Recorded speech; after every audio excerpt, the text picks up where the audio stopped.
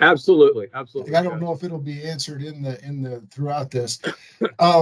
In some discussions we've had recently, is there a way in SafeSpec to turn off the latitude and longitude function so that we don't have to enter that for every scale location we have?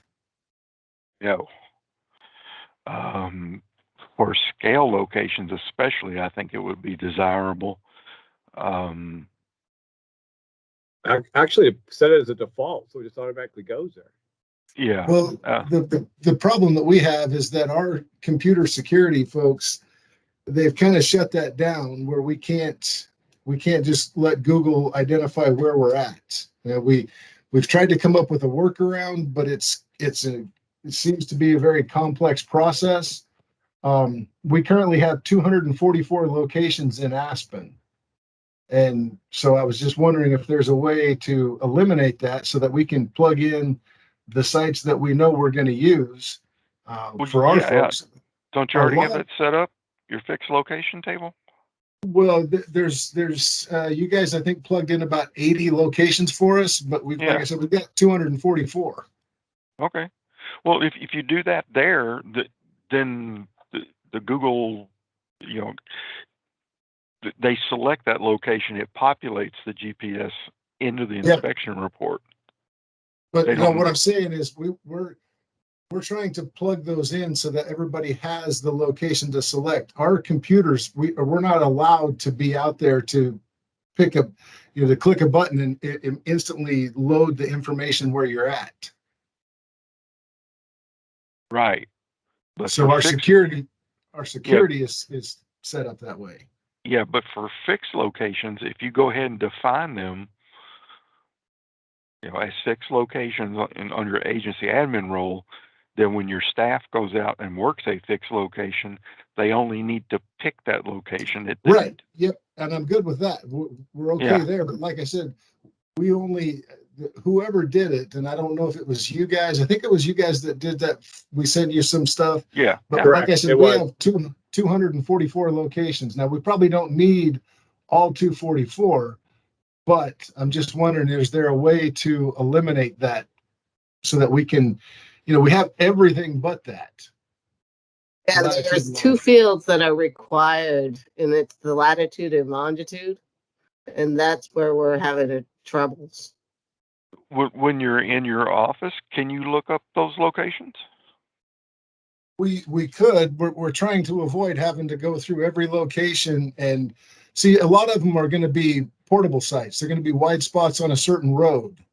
Yeah. And that Google only lets you search down so far.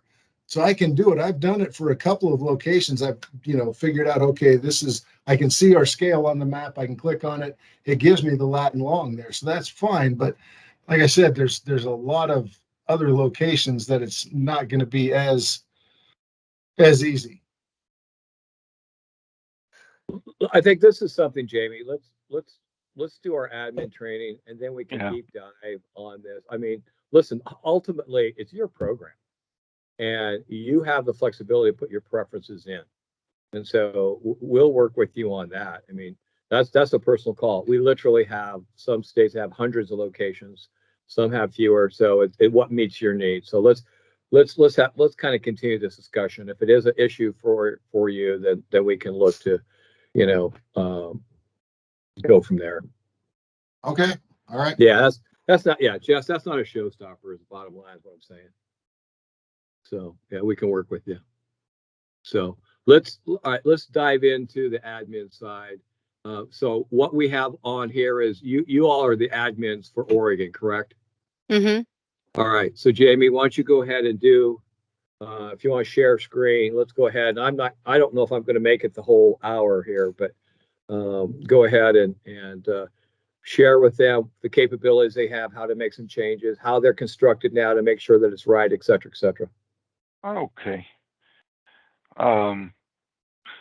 I've got my stock presentation here, and I guess we'll go through that. And if it gets too boring, and it's on the wrong screen, there we go. Then we'll go. We're not done yet. Yeah, we'll go straight to any questions that you all might have. Okay, here we are, page 1. Okay, what are we doing? Oh yeah. Admin training, Jamie. Admin Yes, training. thank you. Okay, so good afternoon. Welcome aboard and all that nice stuff. So, first, the terminology that we use, and from looking at the way you all are set up, most of this already. So we have the admin hierarchy, and that's the role structure that's in SafeSpect. We use the term service center, which refers to the 4 FMCSA service centers. There are a few users, no users assigned at this level, but all they really are is just figureheads right now. Then we have the divisions, and these are the FMCSA divisions, 52 of them. Yeah, and they coincide with your state. We have a division admins, the publisher role, the data queues analyst at the division level. And then we have the agencies, of which you all are considered an agency. Imagine that.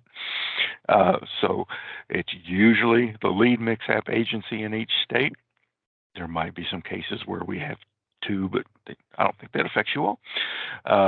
So you have agency admins, publishers, and data queue analysts can be at the agency level.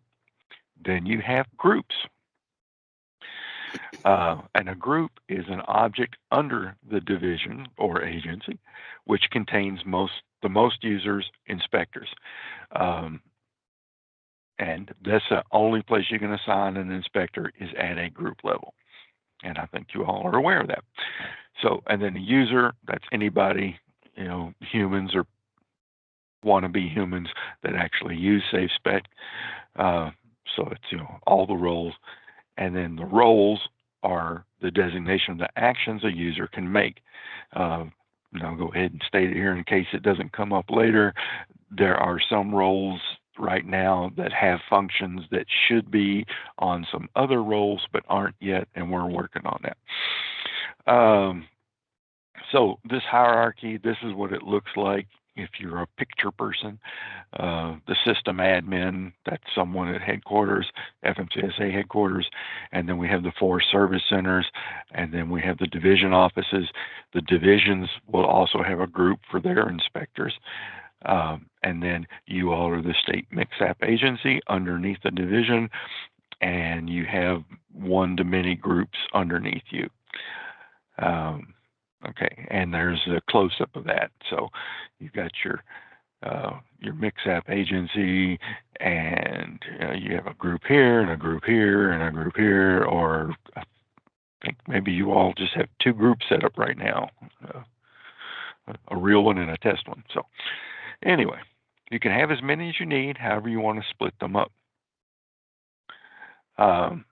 So your role, your responsibility as an administrator is you can create and update the groups within the agency. You can create and update users and assign roles to those users. That would be the inspector role, the publisher role, formerly known as approver, even though it's still labeled that way, data queue analyst, and we're going to have a future role called data quality as soon as we get a firm grip on what we want that role to be able to do. We're also going to have in the future a view-only role, and that would be for something like you've got your I don't know how your rank structure is out there, but let's say you had a colonel or something that wants to look at all the data in there, but you don't want him tampering with things. You could give him the read-only role and keep your data from getting messed up. Okay, so the agency admin, you must have at least 1 per agency. It's best to have a backup. You all have 3. That's good. Agency admin also creates and maintains the state-specific fields, and you create and maintain the fixed locations that we were just discussing. Continuing on, an agency admin cannot add or remove another agency admin, you have to go up to the level above. Go to your FMCSA division office. Whoever in your division office has the division admin role, and it may not necessarily be the division administrator, can do this for you. If they say they don't know how, have them give me a call. I'll walk them through it. It's pizza cake.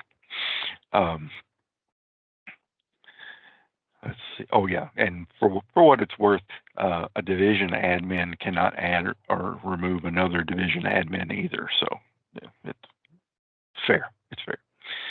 Okay, the publisher role, formerly known as approver, you can assign it at the agency level. If you do that there, that approver can see all the inspections in your agency, every one of them, no matter what group they're assigned to.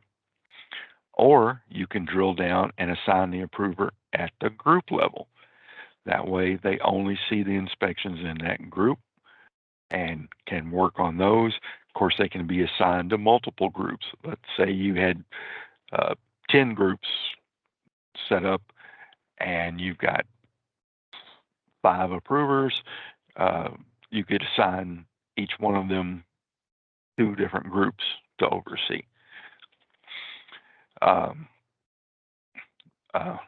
The publisher role can view and edit any inspection, including if it's in the submitted or published state, approved state.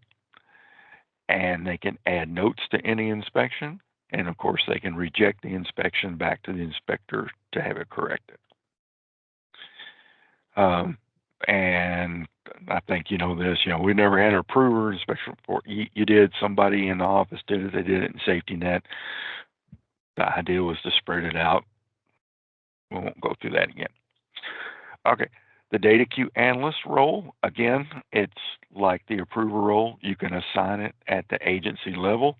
That way, one data queues person could take care of everything across your agency. And since you're using SafeSpect with its good data quality things built in, you're not going to have that many data queues, and these people are going to have a nice, relaxing day. Or if something happens and you do get a lot of data queues, people griping about things that aren't right, they're not right. The griper is not right. You can assign the data queue analyst down to specific group or groups, just like the approver role. The data queue analyst can edit most any value in the inspection if necessary. They can change a violation, they can remove a violation, they can change the carrier. The data queue analyst is requested to record the RDR number from the data queue, the date, I can't remember, that's the date of the RDR or the date they took action. Yeah, the date they take action and what action was taken. After they do that, the inspection is remigrated to the legacy systems. Plan is long-term is to make sure that data queues actually interfaces directly with SafeSpect. And I'm thinking 2-way, so that if you're working in data queues, you can go right to that inspection in SafeSpect, or if you're working in SafeSpect and you can open up data queues right away and take the action there. That's my plan for the future. Okay, and of course the inspector role, y'all might have 1 or 2 inspectors out there, and that's for doing inspections. If you have people like that, you can restrict them to do a level 3 only inspection. If you have people so trained, they can be allowed to conduct a level 6 inspection. Right now, I think it's possible to check both of those, and when that happens, level 3 overrides level 6, and they'll never see level 6. But that's not really possible, so we're going to fix that so you can't choose them both. So the inspector can query for a carrier, start an inspection, query drivers, and when you query a driver through SafeSpect, it goes through SIDLess, it goes through the ELD system, and it goes to the Drug and Alcohol Clearinghouse. They can query vehicles and, of course, submit the completed inspection, and they can edit an inspection to add the repair confirmation if it was done at the scene. A question real quick. Yes, sir. I raised my hand. I don't know if you can see it. It's all on the screen. I didn't want to interrupt. You were talking about at the top of that slide. The inspector role allows for executing North American standard inspection, can be restricted to level 3 only. And then you said can be allowed to conduct level 6. What did you said that one would, I mean, we could have people that will be level 6 qualified, but that will maybe do level 3 inspections as well. Did I misunderstand what you were saying there? Oh, okay. Yeah. What I was talking about is if perchance when you're setting up a user, you had marked that user as level 3 only, and you mark them as level 6, then when that user logs in, they're only going to be able to do level 3. So if you have someone that is level 6 certified, do not check the level 3 only. But, of course, if they're level 6 certified, they can, being a state agency, you can do level 1 through 7. Right. Okay. Yeah. All right. Yeah. It's really a case of, Jess, as you know, there's, a lot of states have, for example, troopers that just do level 3s. And so you could just mark it so that's all they can do. So they don't accidentally do like a level 1 and they, the business logic locks them up. So this is just, that's really what it was. We kind of having to deal with this in different applications. That's one of the questions that popped up. But the bottom line is you can control depending upon what they're qualified to do on the administrative side. Okay. Yeah. And then one other question, it was the previous slide, you were talking about data queues. And so we know that a carrier has, I believe they have up to 2 years to challenge an inspection. Yes. And if safety net goes away and a year later they decide to challenge an inspection, will that inspection somehow be migrated into SafeSpect so that we could get to it and see it? Yes. The SafeSpect safety net inspections are already migrated into safety net. I think I checked yesterday, and we have most everything from 2019 on, and we even have a handful of inspections from a couple of years before that got uploaded late. Right now, those have to be changed in safety net, but we are going to have that fixed here real soon, so you can edit those in SafeSpect. Okay. Too many safes. Yeah, I hear you. Okay, thank you. That answers my question. Okay.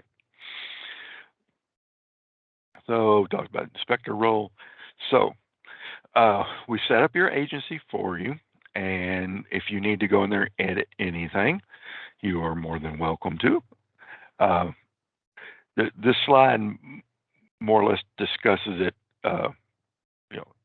If in the future there's another agency needs to be created, it will be created by the FMCSA division admin, or probably realistically they'll call me and Joel, say, what do we do? And we'll do it.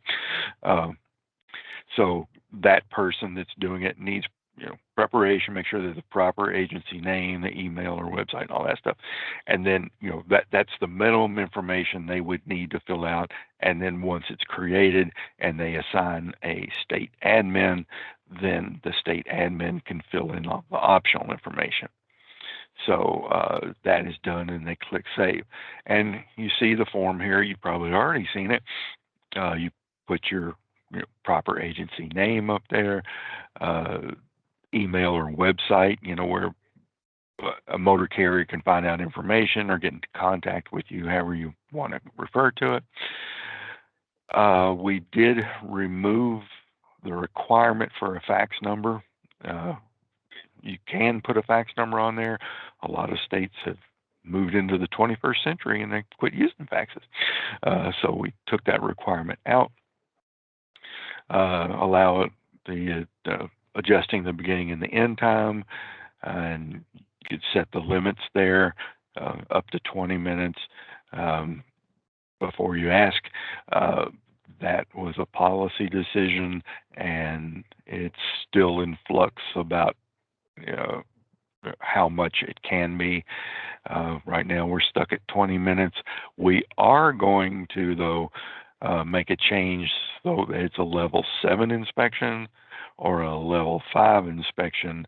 It's going to be kind of open-ended, especially for level 5. We'll be able to do the actual input to actual times. Okay, so if you're using state violation codes, you select that as yes. If you get border enforcement money, I never can remember you all are south of Washington State, so Right. We don't get any. yeah, okay. I know the two of you are up there somewhere and you get a lot of rain. That's what I remember.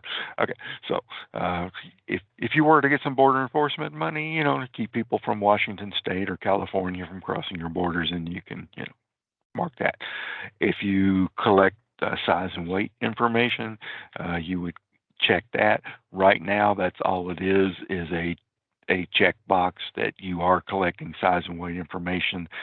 A future enhancement coming up is we're going to have a form to collect more specific size and weight information. It was a form that was designed by Minnesota, I believe, and everyone agreed that that was the really cool form we want to use.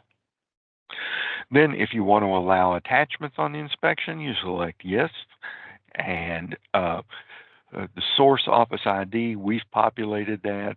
You see it there just for your reference, and that is to help us get your legacy data associated with your office, because that value goes up to SAFER. We can pull that in. If you're going to use state violations, then you have to enable them there, and you've got your agency logo loaded. I know for a while, I might have helped you all with this.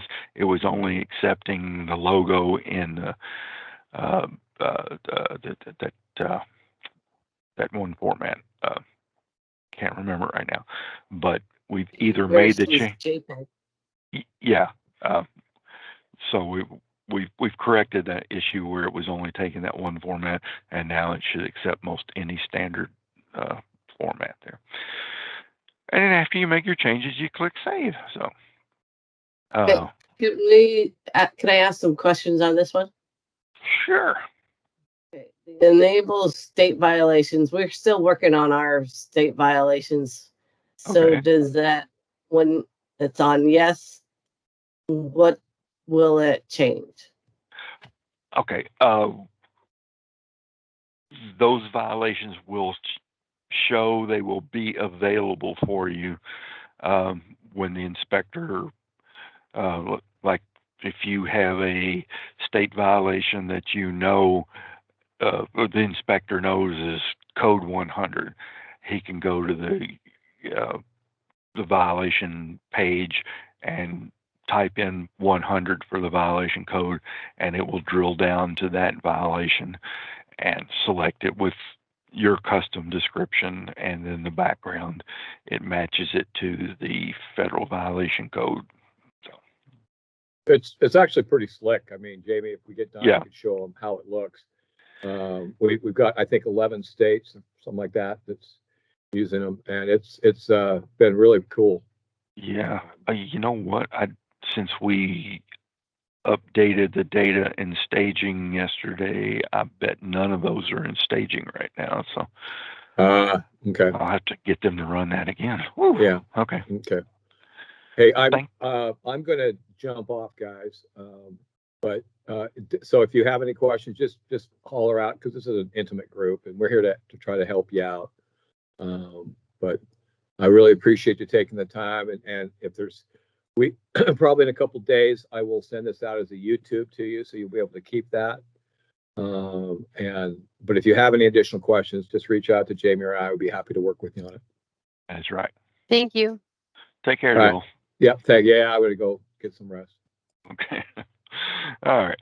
So moving on to groups. I still have a couple more Oh, questions okay, I'm about sorry. this. All right. Okay. I'll start at the top. The email or website Yes. field. We wanted to use it has email/website on that header. I think we wanted to see if we can just not have that title on there and we could put whatever we want on that field. Is that right, Jess? So you just wanted to put something else in this field right here, but on the form, that information would show without the label email or website. Right. Yes, that's what we were talking about. Okay, that would be an enhancement. Write that down. Remove email/website label. Okay, I've written that down and we'll see what we can do for that. Another question? The print state violation codes, where would that print at? On the output report. I don't know if I have an example of it I could find in a hurry. What it would do is, if I'm remembering, going from memory here, in the violation section of the report, the first column, I believe the first column is a violation code. It would show your state violation code. The second column would still have the reference to the federal regulation, and then the description would follow. So it would just delete the state violation code column then, if it's unknown? It would print the federal violation code instead.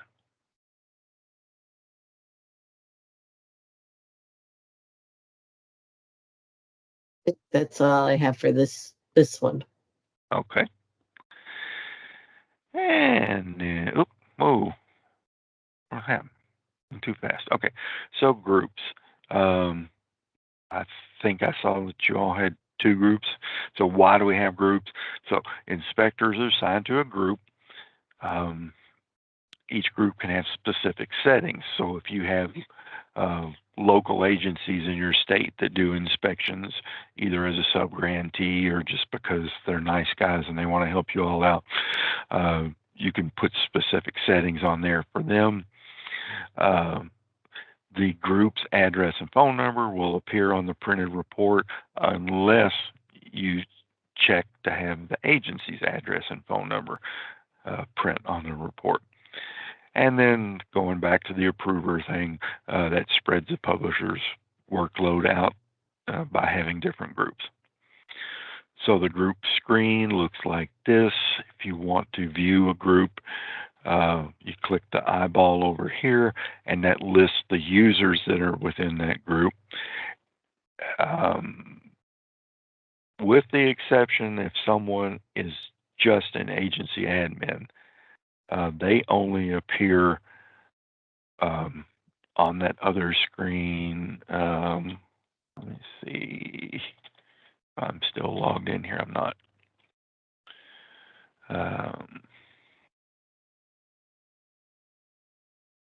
If someone is only an agency admin, then the names only appear right here. And you see, I'm in the staging environment. I'm set up as an agency admin for you all right now. That's the only, if that's the only role Linda and Sandy have, this is the only place they're going to show. When you get over here to the groups and you select this group, then you'll see all the people that have inspector role, approver role, and whatnot, data queue analysts and stuff. I personally think that's a defect that we need to address, but I gotta fight my battles. So, so if you want to change the group settings or add a group, click the little pencil over there. You have some optional values. The county, region, beat, phone, and fax number are optional for the group definitions. Does a group utilize out-of-service decals? Yes or no. If it's set to no, then they won't be prompted for an out-of-service decal. Does the group capture HM shipper information? Yes or no. If it's set to no, then there's that button to add the shipper information will not appear. And local jurisdiction. So if you have a sub-grantee or local agencies, you can mark that in there because that is a value that does come up on the MixApp quarterly report if you have local jurisdictions. And then you can make any changes and save, and the group page looks like this. You've probably seen this already. Group name is the only thing that's really required. You can leave out street address, city, and state and all that, as long as you check this box down here to use the agency address. When you create a new group, it will default to the agency street address, city, and state, and zip. It's already selected your state because you can't create a group for another state. Is the out of service decal required? Is you collect HM shipper? And then is review required? This is the auto approve function. If you set it to yes here, this takes precedent over the individual user. Everyone in this group would require their inspections to be reviewed by a publisher approver. And if that agency wants to have their own logo, you could click and load that there. Back to this again, for auto approve, you not only have to set it, if you want it to auto approve, you set that to no here, and on each user within that group, you set that to no. And this is just an optional field you use internally. It doesn't show on the report anywhere, so it's just something to help you define your people. Any questions on that before we move to the state-specific fields?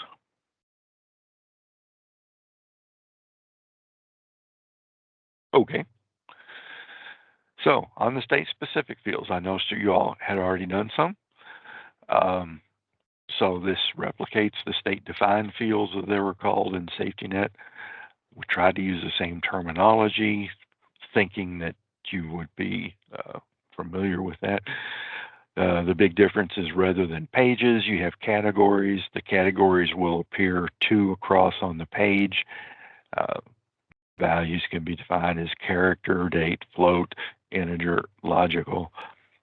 The one thing I feel is missing on this is that we need to enable some kind of preview. When you define them, we need to be able for you as an admin to click a button and see how it's going to appear on the page. And I'm going to add that as an enhancement if I can. And since I saw you already have done it, you probably know how it works. You add a category. You drag the category label to the left, you give it a name, then you start defining the fields. You drag a field type over. When you do, this page comes up, you give it a label, you give it a description, and what's really cool about this description, it actually becomes the help value for that field.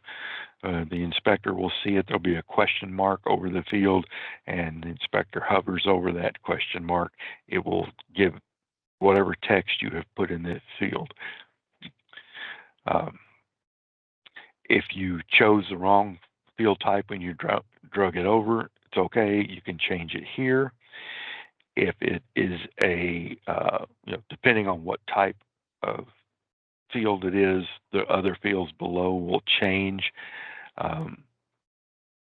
Field length only applies to character and the float and integer fields. That won't appear for dates, and it won't appear for logical fields. Start date is when you want that to start appearing on your inspections. It will always be the next day, because the metadata is loaded at midnight, the day that you define them. So then they become available immediately at midnight the next day. Or technically for you all, it would probably be about 9 p.m. on the day you define them, because it's midnight Eastern time. The new enhancement is you can have it show on which levels of inspection you want it to show. If it's something you only need on level 7, you can only show it on level 7. If it's something you only need on level 6, you can show it only on level 6. If you want it to show on all fields, then you can set some of them to be required. If you've got a data element that you require on level 1 and level 5, but you don't require it, but it's nice to have on 2, 3, and 4, you can mark it like that. And then, do you want to show them on the inspection report? The thinking there is some of this information you're capturing for your own use, your own internal evaluation, and the motor carrier and the driver don't need to know. So if it's something they don't need to know, then you can say don't show on the inspection report.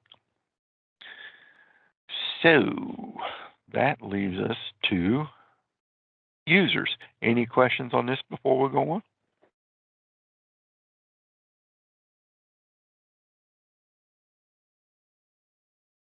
Okay, I will go on. Good crowd. You're very quiet. The user account has to be created in SafeSpect before the user can log in. The email address must exactly match the login.gov account. You've probably already run into that. You know, if you fat finger the email address in SafeSpect, then it won't match. If the user creates their login.gov account and they misspell their own name, which happens, then it won't match. So you don't really have to do this step here of opening a group. You can just go ahead and click add user when you're looking at your list of users. But if it helps, you can select open a group and then add the user. And of course, the required information, their email, their first and last name, state, active, inactive.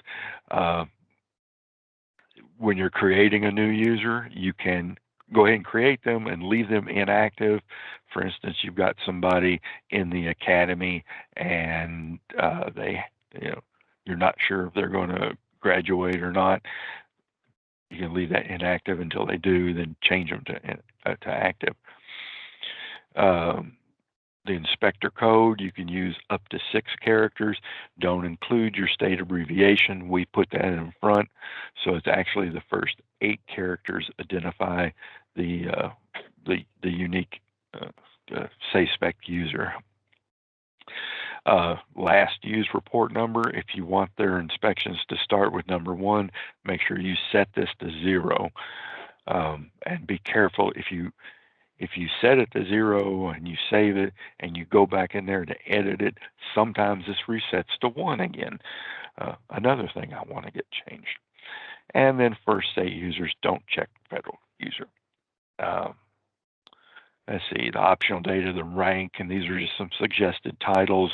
Unfortunately, you only have 4 characters, so we had some states that have Master Sergeant Trooper and things like that. Well, do what you can with 4 characters. And this is for your use. It's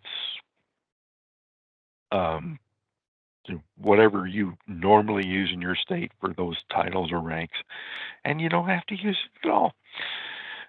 Radio number, if the user has a different radio call sign or some other identifier you use other than what they use for their inspection reports, you can put that in there. If you do, it will print on the inspection report to the right of their, I think it's labeled badge number or inspector code, I think it's labeled. It will print to the right of that. And of course, as we mentioned earlier, mark them either level 3 only or level 6 certified. Country of origin, this probably doesn't apply to you all much, but it's for people that are along our borders. And if they see most of their traffic originating from Mexico or Canada, it helps, default to that country on a couple of places, and it saves them a couple of clicks. And we do have a request in to make that be consistent across every place you choose a country. So if you're putting in a license plate, we're going to have it default to U.S. And if you're putting in a driver license, we're going to have it default to U.S. Okay, so this is what the user page looks like. The only thing new really is right down here, review required. And again, this is part of the auto publish. For new users, we encourage you to have it review required. So if somebody's checking a new user, checking their inspections, so they get the hang of it, make sure they're doing things right. And again, if the group setting for review required is yes, then review required, turning this to no for a user, it won't apply. Both of them have to be no for the record to auto publish. Then, once you get this information, you have to create at least one role for the user. If the user is going to be an inspector, I encourage you to add that role first. For one thing, it does save this last used report number value better, and it just seems to work better. Not sure of all the details. The inspection report prefix you see down here, that's just a preview of how it will look. And this slide gives you a little presentation on how we build that. So in this example, Alabama decided that their inspector code was going to be 1, 2, 3, 4, 5, 6. So SafeSpect puts AL in front, and then 1, 2, 3, 4, 5, 6, and the inspections will start with AL 1, 2, 3, 4, 5, 6, and there'll be 4 sequential numbers after that.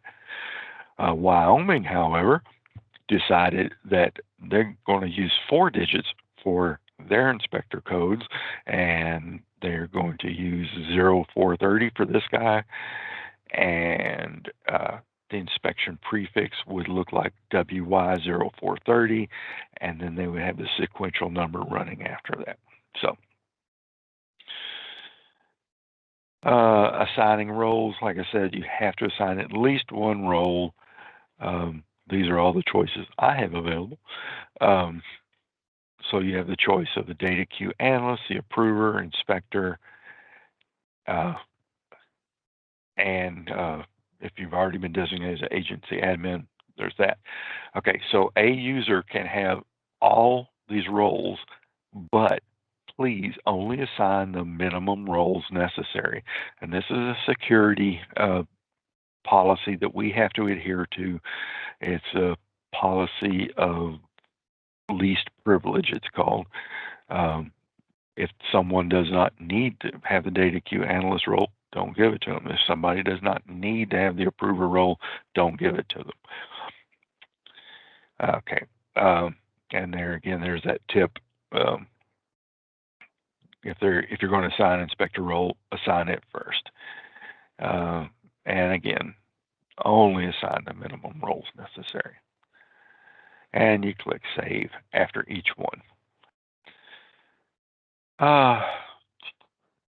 Let's see. So depending on the role, the fields will change. I always select what's appropriate for your, I should take that on, for your agency. So you selected the inspector role. It will show you what agency. For the inspector role, you must select a group. For the other 3 roles, you do not have to select a group. You only do that if necessary, if you want them to drill down to a lower group. So once you've added them in and you've selected all the roles they're going to need, you click Save. Now, a little tip I don't have on the slide here is if you click Save and you don't see anything happen, what you might do is scroll all the way back up so that you see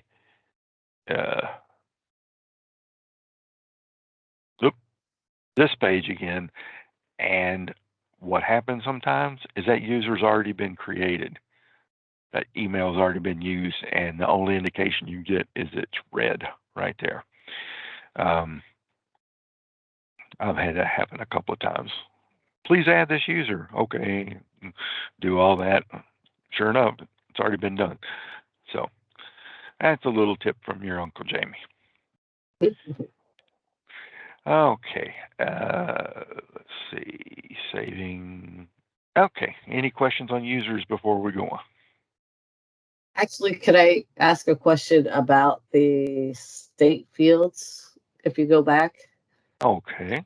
I was having an internet problem, so I was missing some. Okay, what you got? On the required for loans, it's not the field type. I couldn't get the logicals to work. Really? Can you have our page? Yeah, let's see. Over here. Where is it? Oh, passed it up. Here we go. Let's see, go here and state specific. And again, I'm in staging, so I can experiment. Let's say, well, it looks like here you got some logical ones. I have them in there, but I don't think they show up on the inspection as a checkbox. No, they're not. I wish they were. They're I think a yes/no toggle, right? Yes. Yeah, like this thing here, or a drop down even. Yeah, that's another thing I'd like to see if they can do. I don't know if it can be or not. It sure would make a lot more sense. Oh, okay. So it's supposed to be that way for now. Yeah, unfortunately. Okay. Yeah. And then the ones where it says show on inspection report. Yeah. When it's a yes, does that mean the label shows even if there's no data?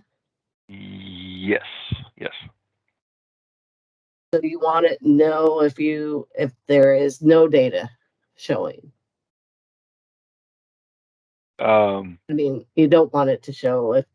Right. Yeah. If you don't want it to show, then mark it don't show in the report. Yeah. Especially if something like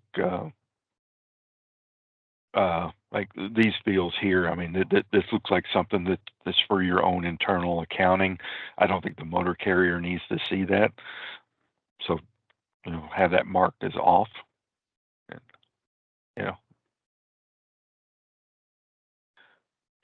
And I noticed these two also additional inspectors.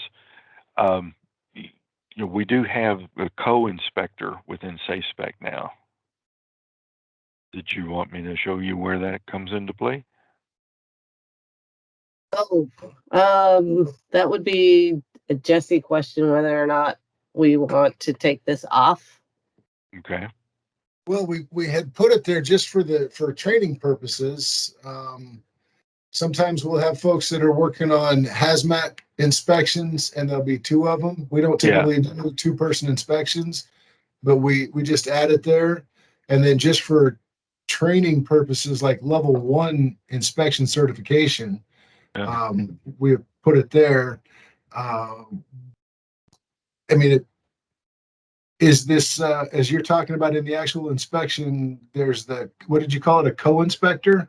Right. And let me switch my role. to inspector. I'm an inspector in Georgia here. Oh, look, this one happens to be a level 6 too. Where do I do that? Already submitted this one, so I got to edit it.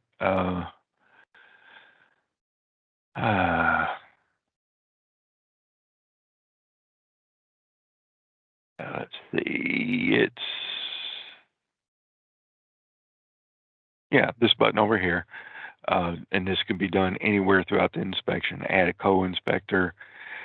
It will show up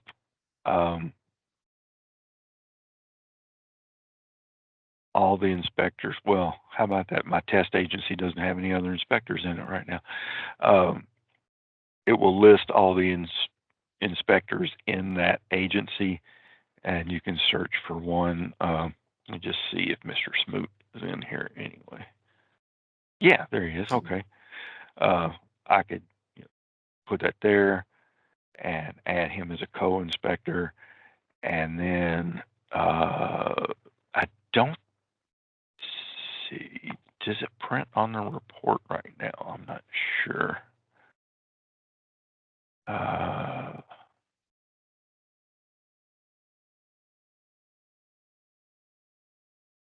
It's not printing on the report right now.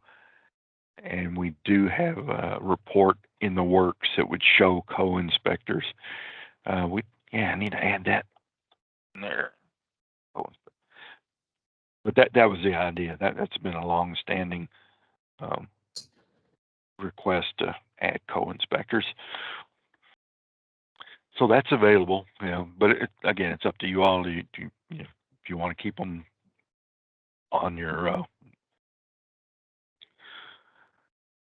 locally defined fields, then you can.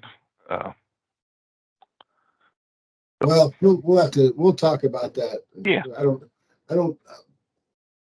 I could see either way, I suppose. But Yeah. Linda and I and Sandy, we can talk about that later. Okay. All right. Any more questions on this before we move on to, I think we have one more thing to cover. That's it. Okay. So go back over here. Settings, design roles. Did that already. Save you. Oops. Okay. Report. Supposed to be repair certification. Repair certification. Okay. So you have the ability to change these, and so I'm going to switch back over here. Let's see. It's under here. So you got these set up already. Driver out of service, and you have that macro at driver, and may not drive until at time. And I like that. You have the driver initial it to make him aware. That's good. I like that. And then the vehicle out of service. And then, okay, you've already taken advantage of this new field down here too. So you all got that covered. Any questions on it? Mm-mm. You've already decided. You've already decided you're going to stop showing it December 31st of 2015. Okay. Yeah, there was a no end date, so I just picked one. Okay. And then we decided one of the fields up above, we wanted to do a hard return, but there wasn't available to do that. Yeah, these don't have any formatting yet. They were enabled. They were toy boat. They were able to do that with this field, so we're going to go back and have them enable that same stuff in here too, so that you can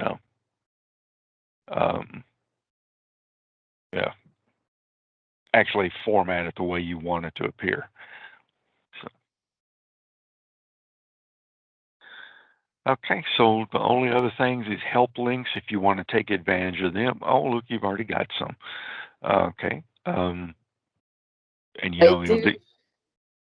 I had a question on that one because on the staging one, I added links and it showed up right away, but on the production, I added links and it didn't show up until the next day. Like these didn't show up till today. I did it yesterday. Okay. That's probably the same thing where we reload all the metadata overnight. Surprised it showed up in staging right away. Yeah. Okay. We could have it like that. That would be really good. Yep. And locations we've already discussed. So if you all want help loading your 200 and something inspections, don't hesitate to ask. I got pretty fast at loading them. So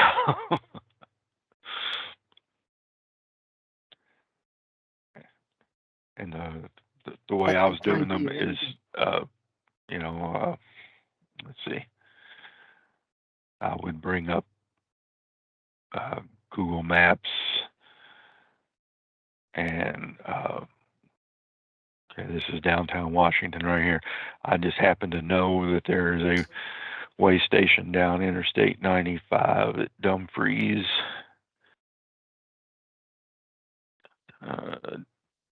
Dumfries right there. And sometimes you got to turn on the satellite view so you can see it.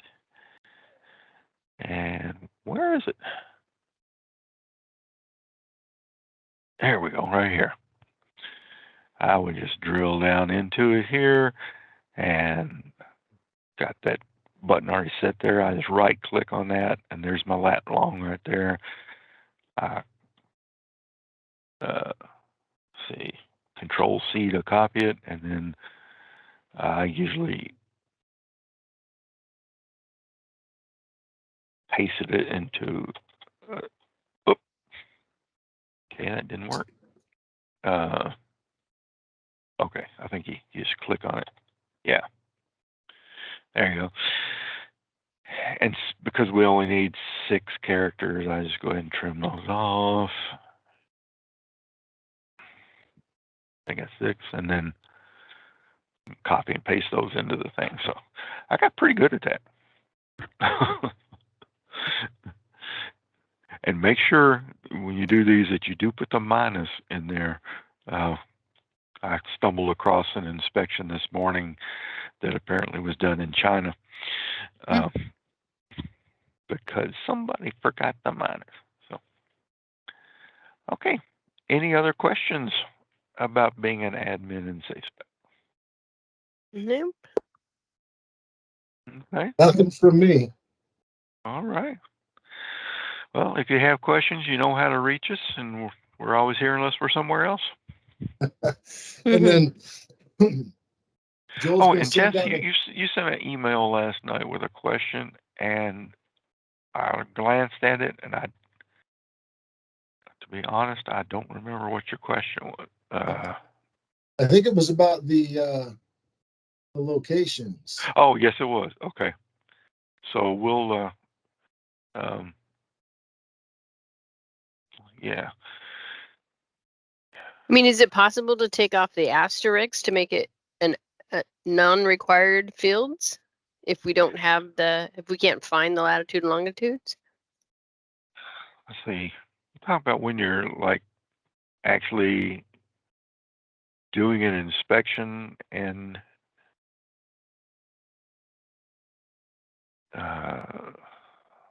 so I'll start a new inspection here.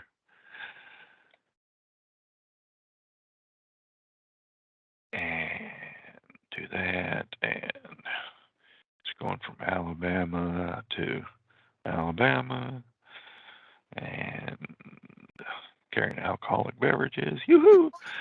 And next, and okay, so mine, I have a favorite location set to one of our Texas border locations. So when you all click on current location, it's not updating for you. Yeah, that's what I was saying before. We're locked out of that through our security folks. And there is a potential workaround, but it's good. It seems to be time consuming and problematic.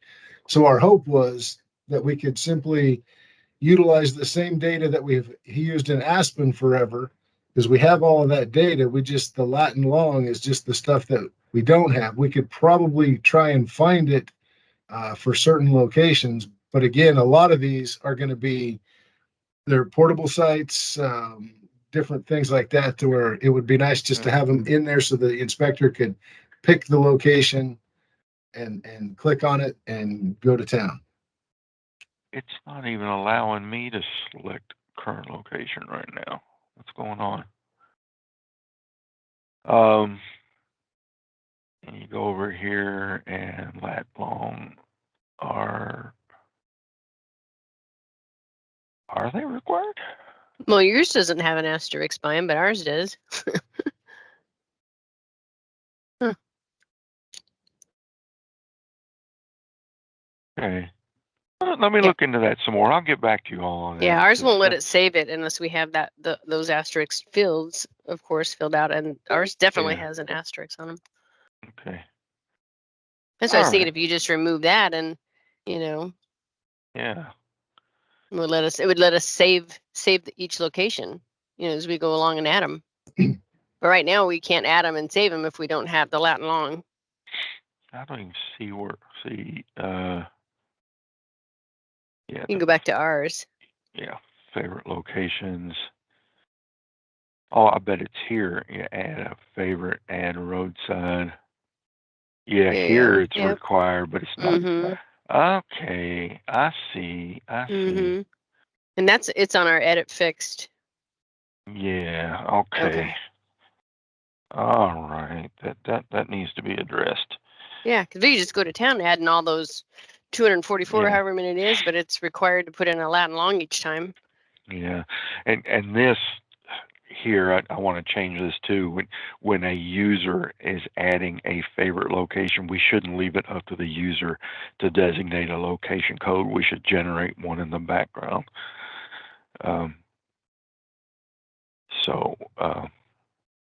Yeah. All right.